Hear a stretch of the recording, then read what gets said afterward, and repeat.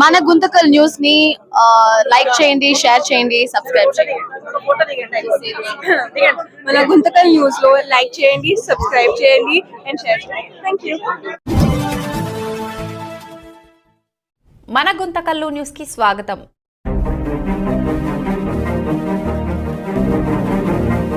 నాయకుడు జగన్మోహన్ రెడ్డి గారి పిలుపు మేరకు ఈ నియోజకవర్గ మాజీ శాసనసభ్యులు, ఈ నియోజకవర్గ సమన్వయకర్త వెంకటరామరెడ్డి గారి ఆదేశాల మేరకు మరి 4 రోజులుగా దీక్షలు చేపట్టడం జరిగింది.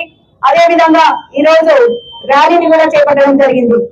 మరి దీక్షలు కూడా విజయవంతంగా అందరూ పాల్గొని వాటిని విజయవంతం చేశారు. అదే విధంగా ఈ రోజు ర్యాలీలో కూడా అందరూ కూడా పెద్ద ఎత్తున పాల్గొని విజయవంతం చేసినందుకు కూడా ధన్యవాదాలు. మనం ఒకటే గమనించాలి, ఈ రోజు రాష్ట్రం అంతటా ఏ విధమైన పరిస్థితి ఉందో ప్రతి ఒక్కరూ గమనించాలి. ఈ రోజు రాష్ట్రం అంతటా చంద్రబాబు నాయుడు చేస్తున్నది ఏమిటి అంటే కక్ష సాధింపులు. ఆయనకి ప్రజల మీద ఎటువంటి ప్రేమ గాని, ప్రజలకు న్యాయం చేయాలన్న ఆలోచన గాని ఆయనకి లేదు. ఎందుకంటే ఈ రోజు డిఎస్సి లో అక్రమాలు జరిగినాయి అనేది ప్రూఫ్లతో సహా మేము చూపిస్తున్నాము.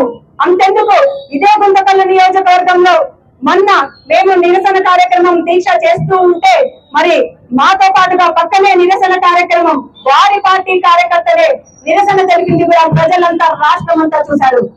మరి ఇంకా ప్రూఫ్లు కావాలా మీకు? ఇంకా ప్రూఫ్ కావాలంటే కూడా ఇంకొక విషయం కూడా మీకు చెప్తాను. చంద్రబాబు నాయుడు గారు మొదటి నుంచి కూడా వాళ్ళ పార్టీ వాళ్ళకే కూడా న్యాయం చేసింది లేదు. ఎందుకంటే ఇదే గుంతకల్ నియోజకవర్గంలో అర్హత కలిగినటువంటి ఎన్నో ఏళ్లుగా పార్టీకి కష్టపడినటువంటి వ్యక్తికే ఆయన టికెట్ ఇవ్వలేదు. ఇంకా ప్రజలకి ఏం న్యాయం చేస్తారో ఒకసారి ఆలోచన చేయండి. వీళ్ళ ప్రజలను కాపాడేది, వీళ్ళ ప్రజలకు న్యాయం చేసేది. ఈ రోజు ఫీజు రియంబర్స్మెంట్ రాక మధ్యలోనే చదువులు ఆపేసి విద్యార్థులు ఇబ్బంది పడుతుంటే, విద్యార్థులను చూస్తూ వాళ్ళ తల్లిదండ్రులు బాధపడుతుంటే ఎవ్వరికి కూడా, ఈ కూటమి నాయకులకి ఎవ్వరికి కూడా పట్టదు. ఈ రోజు ఇదే పవన్ కళ్యాణ్ గారు గతంలో ఆయనకి మైక్ ఇచ్చారు అంటే ఏం మాట్లాడతారో ఏమో మరి ఆయనకే అర్థం కాదు. ఒకసారి నేను ఇక్కడ పుట్టాను అంటాడు, ఇంకొకసారి ఎక్కడో పుట్టాను అంటాడు.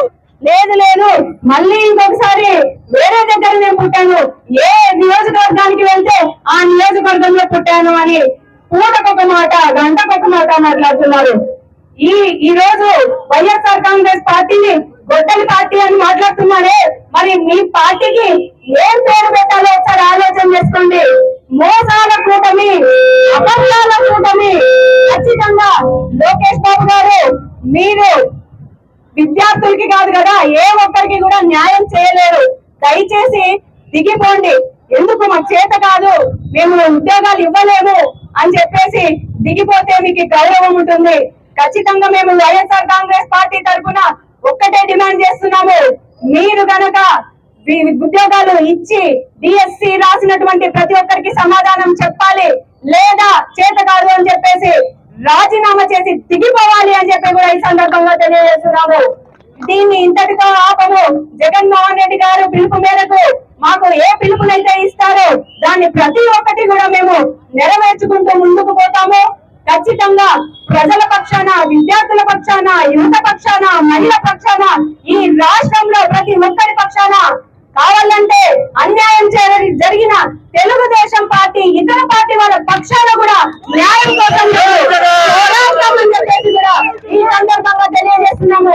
నిజంగా మీ పార్టీ వాళ్ళకు కూడా ఒకటే తెలుపుతున్నాము, నిజంగా మీ పార్టీలో మీకు న్యాయం జరగదు. కళ్ళకు కట్టినట్టు ప్రతి ఒక్కటి కూడా మీరు గమనిస్తూ ఉండొచ్చు. ఈ రోజు మరి నేను చెప్పిన ఉదాహరణ మీకు అర్థమై ఉంటుంది. ఈ రోజు కష్టపడిన వారికే, అభ్యర్థులకే టికెట్లు లేవు. ఇంకా ప్రజలు, విద్యార్థులు ఏమవుతారో ఒకసారి ఆలోచన చేసుకోండి. ఇంకా రైతుల పరిస్థితి గురించి చెప్పనవసరం లేదు. పాపం సరైన వర్షాలు లేక ఇంకా కొద్ది రోజులు పోతే ఇదే గుంతకల్ నియోజకవర్గంలో నీటి సమస్య ఏర్పడబోతుంది. కనీసం దాని గురించి గైడ్ లైన్స్ కూడా ఇవ్వడం లేదు. 2 రోజులకు రావాల్సినటువంటి నీళ్లు వర్షాకాలం అయినప్పటికీ ఎండాకాలంలో మాదిరి 6 రోజులకు ఒకసారి నీళ్లు వదలడం జరుగుతుంది. ఇవన్నీ ఇట్లా చెప్పుకుంటూ పోతే చాలానే ఉన్నాయి. కాబట్టి ప్రజలారా, గమనించండి. మన పిల్లలకి బంగారు భవిష్యత్తు ఉండాలంటే, రేపు నాడు వాళ్ళు ఉద్యోగాలు చేస్తూ మంచి స్థాయిలో ఉండాలంటే మళ్ళీ మనం జగనన్నని ముఖ్యమంత్రి చేసుకొని తీరాలి. ఏ నియోజకవర్గాల్లో వైఎస్ఆర్ జెండాలు ఎగరాలి అని చెప్పి ఈ సందర్భంగా తెలియజేస్తూ మరొకసారి ఈ కార్యక్రమానికి ఎంత పెద్ద ఎత్తున ఇచ్చేసి ఎండ ఉన్నప్పటికీ ఓపికతో నిలబడి మరి ఈ ర్యాలీకి మద్దతు తెలిపినటువంటి ప్రతి ఒక్కరికి పేరు పేరున ధన్యవాదాలు, నమస్కారాలు తెలియజేస్తూ సెలవు తీసుకుంటున్నాను.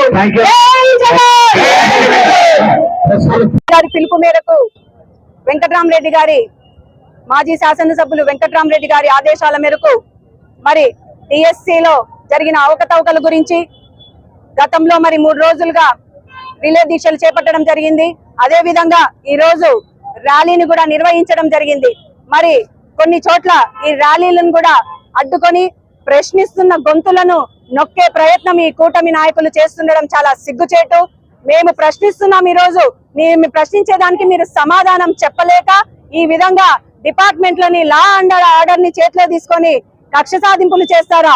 అసలు మొన్న జరిగినటువంటి డిఎస్సిలో మరి డిస్ట్రిక్ట్ సెలక్షన్ కమిటీ, డిఎస్సి అంటేనే డిస్ట్రిక్ట్ సెలక్షన్ కమిటీ, మరి ఆ డిస్ట్రిక్ట్ సెలక్షన్ కమిటీని డిస్ట్రిక్ట్ సెలక్షన్ కమిటీ కాకుండా డైరెక్ట్ స్కామ్ కమిటీగా చేసినటువంటి మీ కూటమి ప్రభుత్వంకి డౌన్ చెప్తూ ఖచ్చితంగా మళ్ళీ సకల శాఖ మంత్రి అయినటువంటి నారా లోకేష్ గారు వెంటనే రాజీనామా చేయాలి.